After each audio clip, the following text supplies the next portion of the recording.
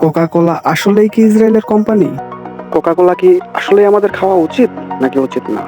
এই কোমল পানীয় আমাদের দৈনন্দিন জীবনের এতটা জুড়ে মিশে আছে যে পৃথিবীর প্রতিটা কোনায়, ফ্যামিলি ফাংশন বা বিয়ের আড্ডায়, নারী থেকে পুরুষ, ছোট থেকে বড়, সবাইকে আপনি এই কোমল পানীয় খেতে দেখবেন। নর্থ কোরিয়া এবং কিউবা এই দুইটা দেশ ছাড়া পৃথিবীর 200টিরও বেশি দেশে এই কোমল পানীয় বিক্রি হয়।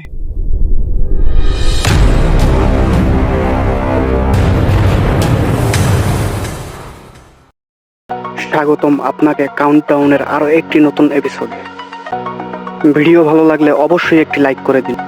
পরবর্তী ভিডিওর আপডেট পেতে চ্যানেলটি সাবস্ক্রাইব করে পাশে থাকা বেল আইকনটি চালু করে দিন। উইকিপিডিয়ার তথ্য অনুযায়ী দ্য কোকা কোলা কোম্পানি একটি মার্কিন বহুজাতিক কোমল পানীয় প্রস্তুতকারক প্রতিষ্ঠান। যুক্তরাষ্ট্রের জর্জিয়া প্রদেশের আটলান্টায় তাদের হেডকোয়ার্টার্স রয়েছে। আর এই কোম্পানিটি তাদের অন্যতম পণ্য কোকা কোলার জন্য অধিক বিখ্যাত ও পরিচিত, যা 1886 সালে ফার্মাসিস্ট জন স্টিথ পেম্বারটন উদ্ভাবন করেন। এর প্রতিষ্ঠাতা আশা গ্রিক ক্যান্ডলার। আর এরা দুজনই ইহুদি বংশোদ্ভূত মার্কিন নাগরিক যারা ইহুদিদের জন্যই কাজ করে থাকে।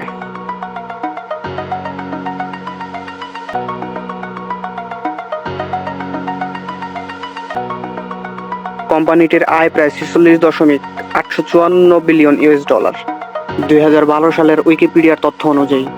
আর 2013 সালে প্রকাশিত উইকিপিডিয়ার তথ্য অনুযায়ী এর নিট আয় 8.584 বিলিয়ন মার্কিন ডলার। মোট সম্পদ 90.055 বিলিয়ন মার্কিন ডলার। মোট ইকুইটি 33.44 বিলিয়ন মার্কিন ডলার। কর্মী সংখ্যা 1,30,600 জন ডিসেম্বর 2013 তথ্য অনুযায়ী।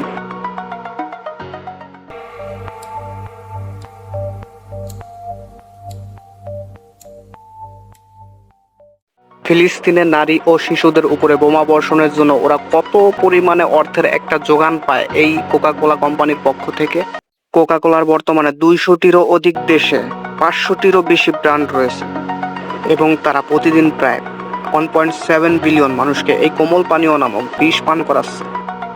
1889 সাল থেকে এক ধরনের ফ্র্যাঞ্চাইজি ব্যবস্থা চালু রেখেছে কোম্পানিটি, যেখানে শুধুমাত্র সিরাপ জাতীয় পণ্য প্রস্তুত করে বিশ্বব্যাপী বিভিন্ন কোম্পানির কাছে বিক্রয় করা হয়।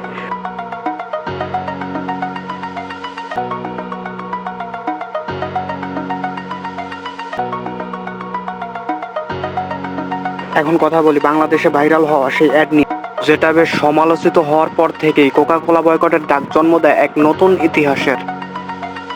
এটা ওই জায়গার কোম্পানি না হলেও এর সিংহভাগ নিয়ন্ত্রণ ওই জায়গার মানুষদের হাতেই। তাই কোকা কোলা সহ ইসরায়েলি সব ধরনের পণ্য বয়কট করুন। দেশকে ভালোবাসুন, দেশের জন্য কাজ করুন। আল্লাহ হাফেজ।